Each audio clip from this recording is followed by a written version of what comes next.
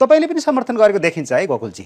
तपाईँको मैले त्यो ट्विटरहरू हेर्छु, फेसबुकतिर पनि राम्रालाई त राम्रै भनिरहनु भएको छ। फेरि त्यही हो मार्क्सवादी चेत भने है, मान्छे सरकारको कामबाट ठिक छ। भेडा होइन नि त मार्क्सवादी कार्यकर्ता, यी चाहिँ भेडा हुन् के, यिनका चाहिँ समर्थक भेडा हुन्। चित्त बुझेन भने रिप्लेक्स चाहिँ हेर्नुहोस्, यी भेडा हुन्, यिनका कार्यकर्ता भेडा हुन् के। त्यो चाहिँ फेरि भनिदिन्छु म, जतिसुकै सारा पनि तपाईँलाई नै सारा पनि केही फरक परेन क्या है।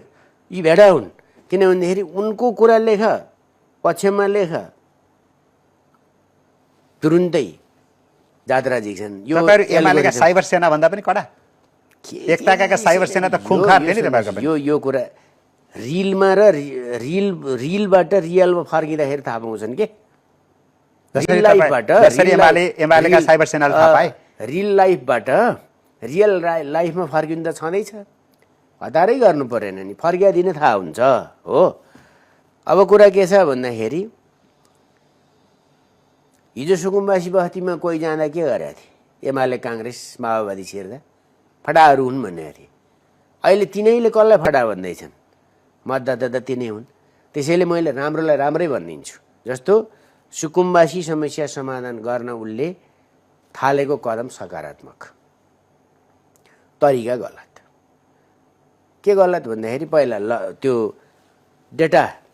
डेटाबेस, हामी डेटाबेस भन्छन् नि, डेटामा चाहिँ हुकुमबासी र सुकुम्बासी छुट्याउ, उसलाई चाहिँ त्यही दिन चाहिँ पुलिसले सेना समेत खटिहाल्यो होइन। प्रशासनिक सहयोगमा राज्यको अङ्ग त हो, तर यो सामान्य कुरामा सेना अघि लाग्नुपर्ने कुरा मैले राम्रो ठानेको छु। त्यो चाहिँ कस्तो हो, त्यसरी आउनु हुँदैन।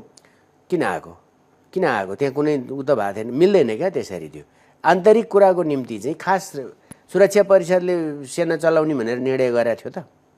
सेनालाई किन विवादमा पारेको थियो? क्वेसन त उठ्यो नागरिक तहबाट, म जतिको मान्छेले पनि उठाएँ हो। सेना रिसाउँछ, सेनापति रिसाउँछ, झर्नेल रिसाउँछ, त्यो नेपाली सेना हो। त्यसैले ऊ पनि एउटा मानक र मर्यादामा त बसेकै थियो र बस्ला पनि।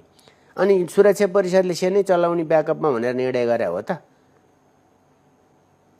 त्यसैले आतङ्कको छाया, त्रासको छायामा होइन, विन ओभर गर्न सकेन नि हजुर। विन ओभर बालनप्रति समर्थन हो भने उसले जान लान्छ, पालकी मार।